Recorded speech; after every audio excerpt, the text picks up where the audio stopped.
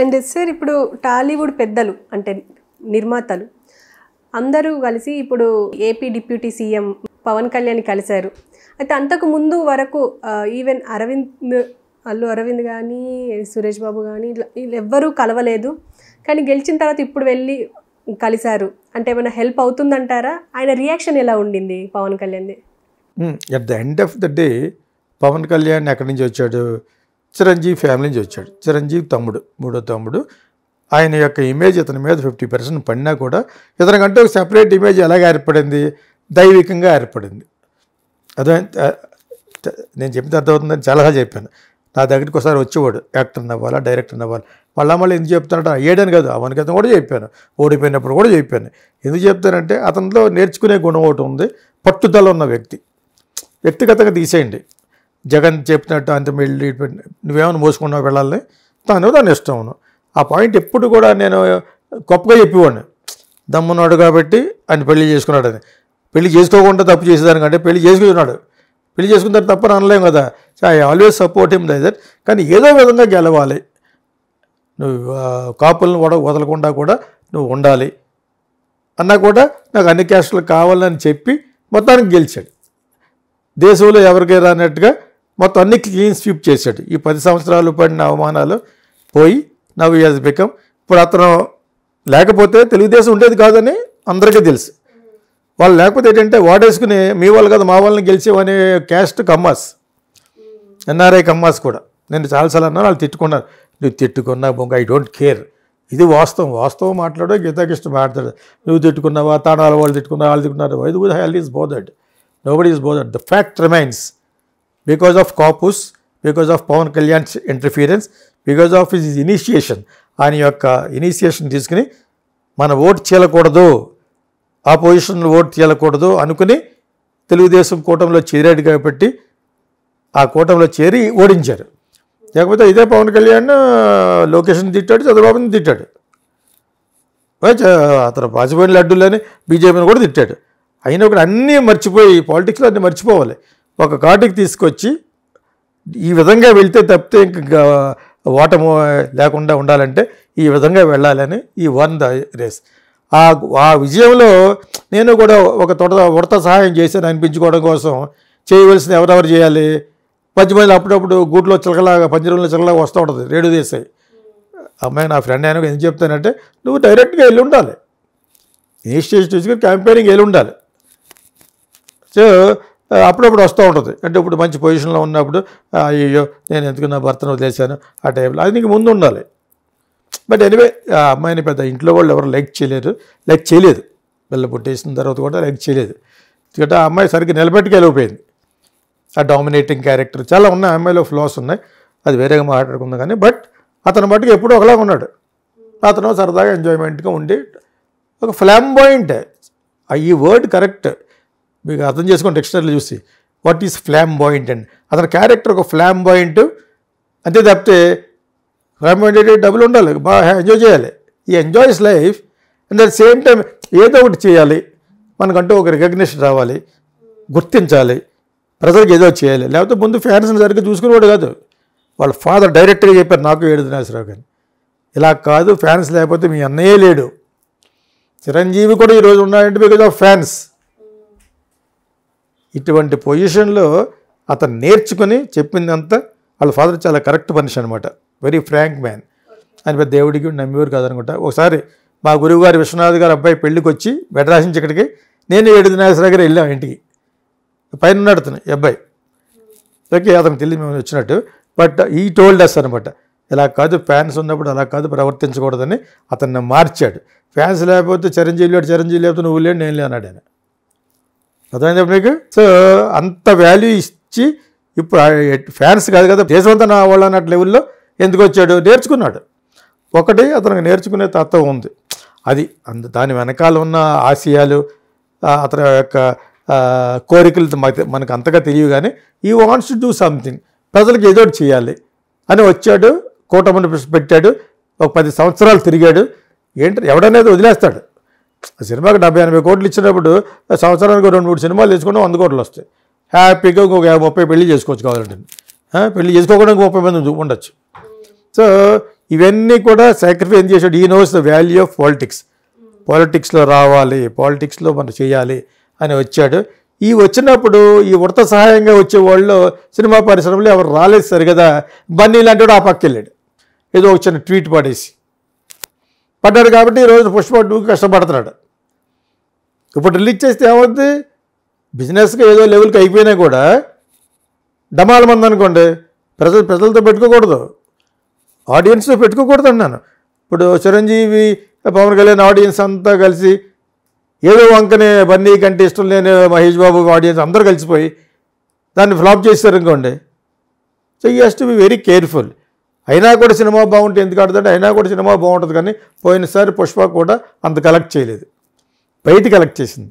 So అటువంటి projection తెచ్చుకోకుండా ఉండాలంటే అతను పబ్లిసిటీ పిక్చర్ లాస్ట్ వీడియోలో చెప్పాం ఎవరు బన్నీకి. కానీ వీళ్ళు వెళ్ళారు కానీ Pithapuram nobody has taken initiation. అందరూ కూడా తలకో పక్కన చేయాలని క్యాంపెయిన్ చేసి ఏదో విధంగా గెలిపించాలనే రెస్పాన్సిబిలిటీ ఒక నాగబాబు తీసుకున్నాడు. మనం ఏ మాట ఆడుకోవాలి, ఎందుకంటే అతనికి సీట్ ఇవ్వలేదు సరిగదా. ఈ కూటమిలో సీట్ ఇవ్వలేదు, అనకాపల్లి ఇస్తారనుకుని అక్కడ ఇల్లు కూడా తీసుకున్నాడు.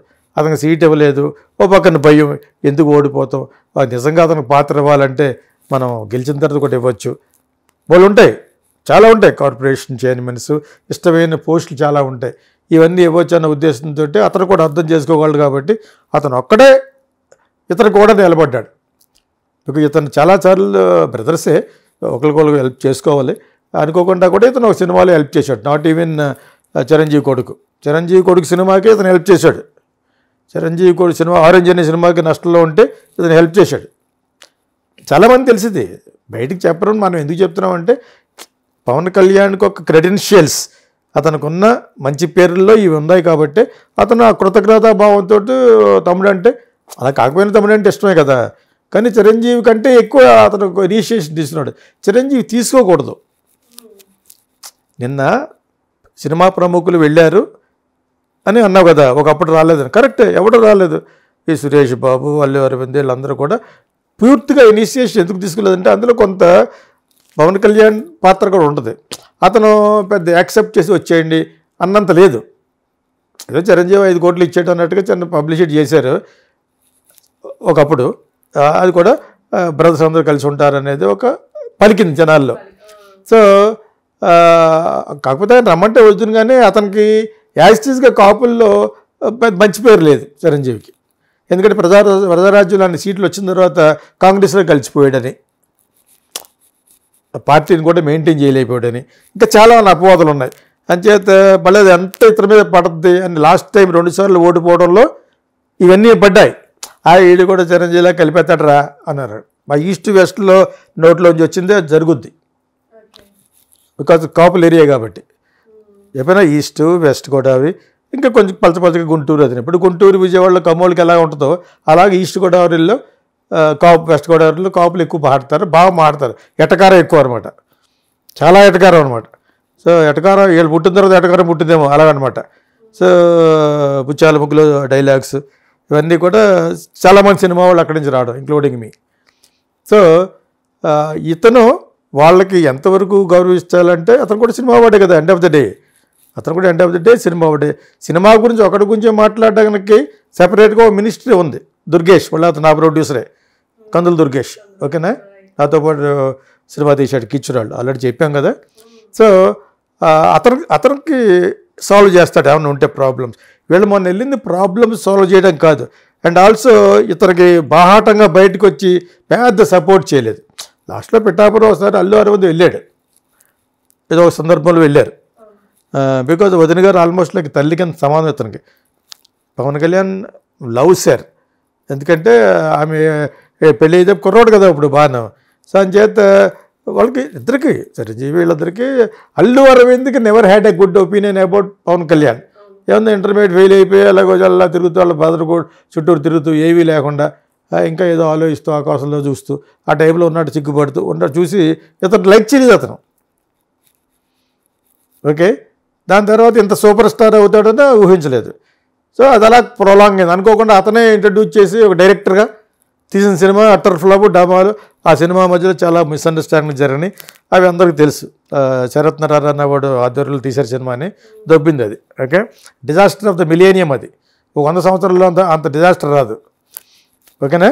సో ఇవన్నీ జరిగినాయి, చాలామందికి తెలుసు. ఇటువంటి సందర్భంలో మరి అతను వద్దన్నాడు, ఇతను చేయలేదు. ఇంక తల్లు అర్జున్కి కూడా వాళ్ళ ఫాదర్కి అతనికి పడదు కాబట్టి మనం ఇదే సందర్భంలో మనం ఒక సూపర్ స్టార్ అయిపోతాం, ఎలాగ జగన్ గెలుస్తాడు కదా అని over confidence, what ever it, ఎన్నో అపోహలు ఉంటాయి. బట్ సినిమా వాళ్ళు పెద్ద హెల్ప్ చేయలేదు, ఒక నాగబాబు తప్ప. చిరంజీవి గారు డెఫినెట్గా కిడ్ బ్రదర్ కదా, చిరంజీవి దీవెనలు ఎప్పుడూ ఉంటాయి, తమ్ముడి మీద ఉండవా? ఆఖరి తమ్ముడు అందులోను. ఇతను ఒక లెవెల్కి వచ్చేటప్పుడు ఇక కుర్రోడు అతను. సో చిరంజీవి ఆయన మిసెస్ గారు డెఫినెట్గా ఇతనికి బాగా హెల్ప్ చేశారు.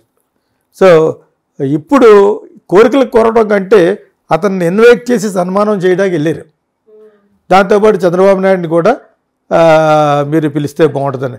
చంద్రబాబు నాయుడు మీరే డైరెక్ట్గా వెళ్ళొచ్చు. చంద్రబాబు నాయుడు వెళ్ళడానికి మళ్ళీ అతను ఎందుకు? ఇతను ఆల్రెడీ 2 times చీఫ్ మినిస్టర్. ఆయన సినిమాకి ఏమైనా దూరమా? అల్లుడు, ఈజ్ అన్ అల్లుడు ఆఫ్ ఎన్టీ రామారావు, డయాన్. అండ్ ఆల్సో ఈయన అల్లుడు మళ్ళీ cinema of the hero. Cinema ఫ్యామిలీలోనే కలిసిపోయిన మమేకం అయిపోయిన వ్యక్తి ఎవరంటే చంద్రబాబు నాయుడే. వాళ్ళకి ఎవరు దూరమేం కదే. అదే స్నేహితులు వీళ్ళందరూ కూడా వెళ్ళొచ్చు చంద్రబాబు నాయుడే. కానీ ఆయన ఏంటంటే ఈసారి ఎంత నా వాళ్ళు అనుకున్నా కూడా నాకు ఏ విధంగా హెల్ప్ చేశారు అనుకున్న వాళ్ళకే హెల్ప్ చేసే ఉద్దేశంలో ఆయన ఉన్నాడు. అవకాశవాదంగా ఏంటగా గొడుగు పడితే వాళ్ళకి చేసేసేటట్టుగా వైఎస్ రాజశేఖర రెడ్డి కాదు, అలాగే వెళ్ళిపోయి పొగిడేసిన వెంటనే ఓకే చేసేయండి అంటాకి. చాలా టఫ్ మ్యాన్ కాదు. ఈసారి కొంచెం ఆ టఫ్నెస్ తగ్గొచ్చు. ఒక జగన్ విషయంలో టఫ్గా ఉంటాడు చంద్రబాబు నాయుడు, సినిమా వాళ్ళ విషయంలో అటు ఇటుగా ఉంటాడు అన్నమాట. వాళ్ళు అడిగినవన్నీ చేసేయడానికి అంత వెంటనే చేయడు.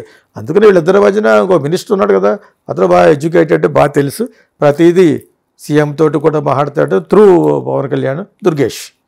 అంచేది వీళ్ళు ఇన్వైట్ చేయడానికి వెళ్ళారు అంతే. ఇంకా అక్కడికి వెళ్ళి కోరికలు కోరడానికి ఎవరు కూడా అంత ప్రాబ్లంలో ఎవరు లేరు ఫిలిం ప్రొడ్యూసర్లు. టికెట్లు అనేది ఏం కాదు, అది పెద్ద విషయం కాదన్నాడు. Okay sir.